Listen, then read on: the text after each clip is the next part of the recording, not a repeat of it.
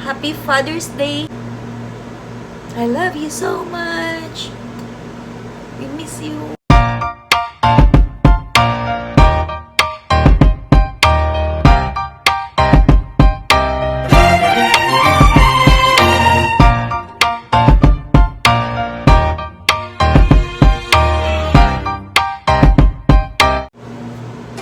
Hello mga babs! Magandang araw! Welcome again to my YouTube channel! Eto na naman po ako, May on Argame, para bigyan kayo ng mga wise tips. Anyway, highway by the way, shout out po muna sa lahat ng mga fathers out there. Well, Happy Father's Day po sa inyong lahat. Especially sa aking father here, guiding me from heaven. I love you so much, Papa. And you are the best father at all.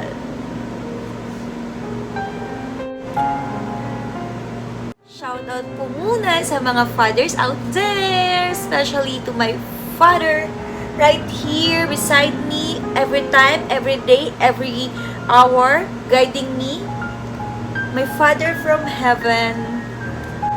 Happy Father's Day, Papa. I love you so much. We miss you. Anyway, highway. Ayun na nga po mga babs.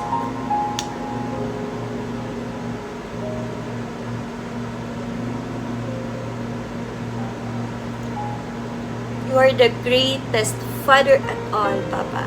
You are the greatest father of all. I love you. I love you. I love you.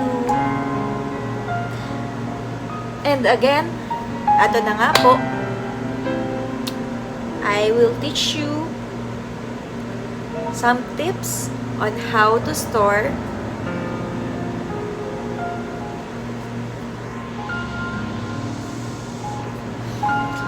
So, I'm back mga babs key. I'm back with my father again here at my side. Na sobrang miss ko na.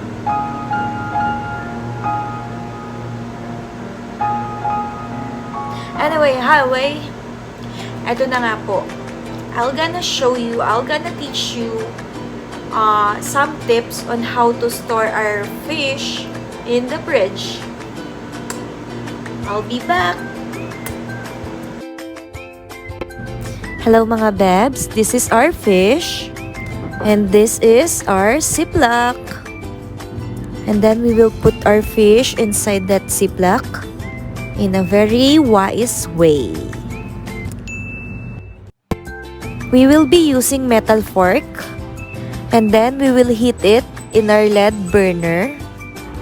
And this is what we will use to cut our ziplock into two.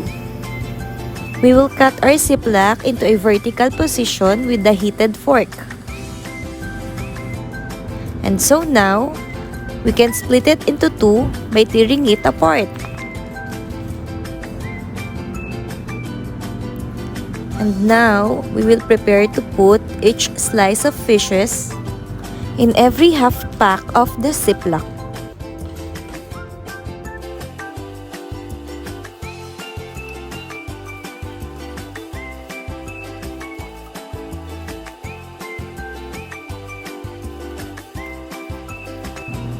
And, jaran! We are ready to put it in our fridge. We will put it one by one, so it will be more easier for us to take each pack of sliced fish whenever we want to cook it.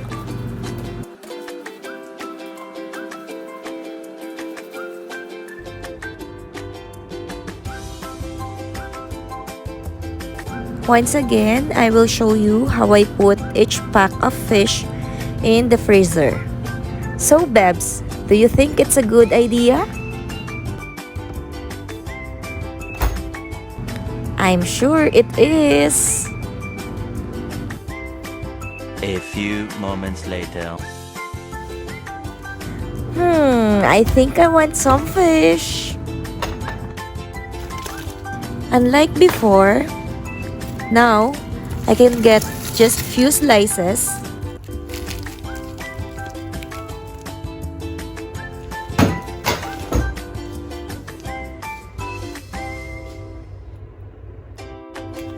Defrost it.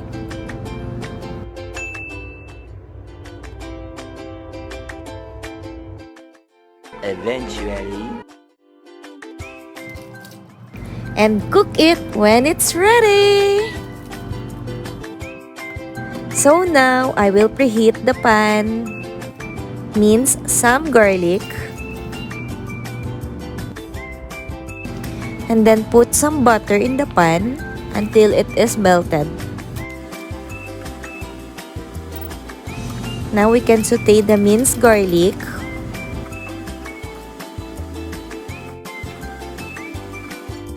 And fry the sliced fish. Babs, are you happy with my tips? I know it's a yes, so please share, subscribe, and like my channel. So now, this is my finished product by yours truly.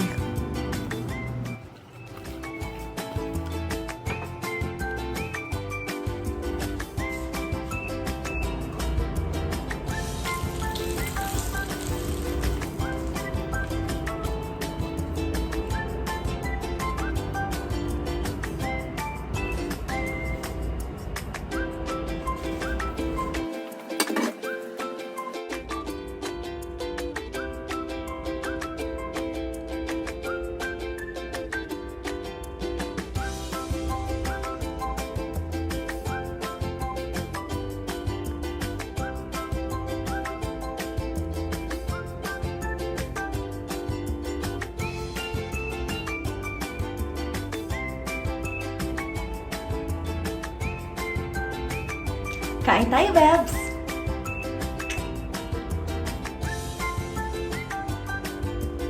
See you in my next vlog! Thank you!